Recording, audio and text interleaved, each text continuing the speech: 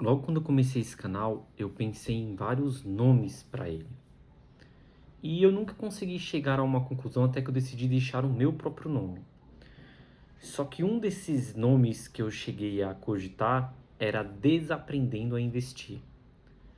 Por quê? Porque o que eu observo é que o que mais atrapalha as pessoas rumo à liberdade financeira é justamente o que elas já sabem sobre dinheiro. E elas não estão dispostas a abrir mão desse conhecimento para aprender coisas novas. Pelo contrário, elas, quando estudam, estudam muito mais para questionar o novo aprendizado do que para implementar em sua vida. E não percebem que, na maioria das vezes, elas ainda não alcançaram o patamar financeiro que queriam. E justamente para alcançar esse patamar, elas precisariam abrir mão de quem são hoje para ser uma nova pessoa amanhã. Então esse vídeo é uma recomendação para que quando você comece a estudar sobre finanças, estude sobre humildade, estude com humildade. A humildade de estar disposta a abrir mão de tudo que você já sabe para implementar na sua vida novos conhecimentos.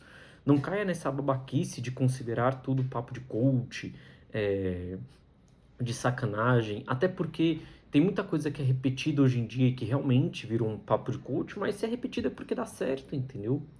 E no que se refere a finanças, infelizmente, o brasileiro, ele tem uma educação muito fraca. Nós ainda somos o país da poupança. E não tô falando que você não deve investir em poupança, tá? Parte da reserva de emergência eu até recomendo que fique na poupança, mas isso é para outro vídeo. O que eu tô falando é sobre tudo que envolve investimentos. Vou te dar um exemplo. A casa própria. A casa própria não é uma decisão meramente financeira. Por quê? Porque no que se refere a finanças, na maioria das vezes o aluguel sai mais em conta. O aluguel no longo prazo tem um retorno maior. Só que quando você fala para a pessoa o aluguel no longo prazo tem um retorno maior, ela já pensa assim: ah, mas eu vou estar jogando o meu dinheiro fora. E no financiamento não? Pagando 3, 4 apartamentos? Entendeu? Além do. Aí você fala assim, mas mesmo em um apartamento que é seu, você tem um custo de moradia. O que é custo de moradia? Se está quitado, não tem um custo de moradia? Tem. Porque esse apartamento que está quitado poderia estar alugado. Mas, novamente, isso é um tema para outro vídeo. E as pessoas não querem abrir mão do que elas já sabem. Então você precisa ter humildade de reconhecer que, se eu não estou no lugar que eu ainda queria estar, eu preciso abrir mão do que eu já sei para implementar novos conhecimentos na minha vida. E isso é para a vida inteira, tá?